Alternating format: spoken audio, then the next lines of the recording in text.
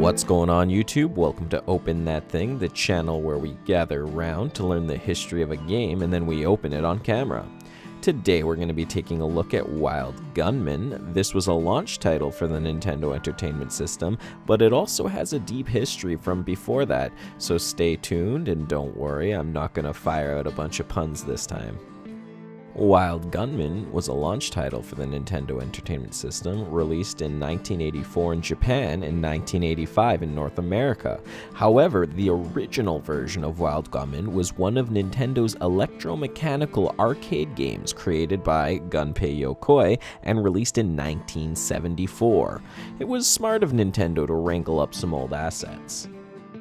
The original game used an earlier version of the NES light gun, which was connected to a 16mm projection screen. Full motion video footage of a Wild West gunslinger was projected onto the screen, and when the gunslinger's eyes flashed, the player needed to draw and shoot. If the player was fast enough, the projection would change to that of a shot gunman falling down. Otherwise, it would show the gunman drawing his own weapon and firing. If the player won, then he would face off against several more gunslingers. And let me tell you, they weren't horsing around. When Wild Gunman was reintroduced for the Nintendo Entertainment System, the film projection was replaced with 8-bit sprites. In this version, the player also waited for the opponent's eyes to flash, accompanied by a speech bubble that read fire, before shooting.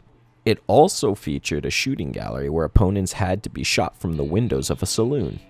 Wild Gunman has a pop culture reference as well. It was played in the second Back to the Future movie by Marty McFly.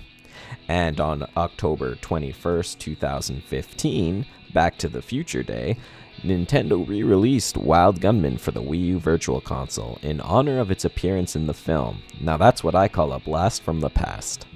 Okay everyone, so we got our copy of Wild Gunman here. You'll notice right away a nice black box. These were sometimes referred to as black box games. These were all the launch titles for the Nintendo Entertainment System. So your Super Mario Bros., Duck Hunt, Ice Climbers, games like that all had a black box instead of the regular colored boxes that the other NES games had. On the back, if we can take a look here, we've got Wild Gunman. Take on the fastest guns in the West, win Wild Gunman. Your palms sweat as you grip your zapper light gun. The outlaw's eyes flash, he yells fire, and suddenly you're in the middle of a Wild West shootout. Get the outlaw before he gets you, and you'll win the reward. But watch out, the more you win, the tougher it becomes, because this gunman has some very nasty friends. You can take on one outlaw, two outlaws, or the whole wild gang. Are you up for the action? Because it's fast and furious in this quick, on-the-trigger Nintendo light gun game. Another very cool thing to notice, up at the top here, let's see if I can adjust it. So I don't know if you guys can see that, but it actually has the pull tab that you'd use in the retail stores and whatnot. So you actually pulled that up to hang it on shelves. Very cool that that hasn't been pulled on this one. A lot of them have. So let's get to the actual game and crack it open. So there's two variants for Wild Gunman. There's a 3-screw and a 5-screw. The 5-screw is more common and the 3-screw is rare. This is the manual for it in the normal black and white, as was the time. Very basic manual. Got a little memo page and whatnot. And the card itself. So if we look on it, this is the not as rare 5-screw variant. So 1, 2, 3, 4, 5. If you do find one that has three screws, it's actually worth quite a bit more. So the value for this set, if you just want the cart and you don't care about anything else, you're going to be spending about $20 or so. And if you want the cart with the box and the manual, you're spending between $60 and $75.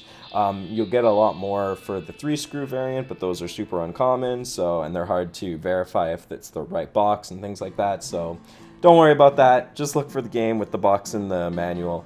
And if you find it, pick it up. It's a really fun game. But that being said, you do need to have a CRT to play it on, because the light gun only works on CRT TVs. So if you got only plasma LED TVs or LCD TVs, it will not work. So make sure you have a CRT TV. I know they're heavy, I know they're ugly, but it's really fun to play with. So that's the video. Let me know what you guys think. Have you played Wild Gunman before? If not, have you played any of the other Zapper games before? I'm sure you've played Duck Hunt or whatnot. Let me know in the comment section below, and I hope to see you guys next time.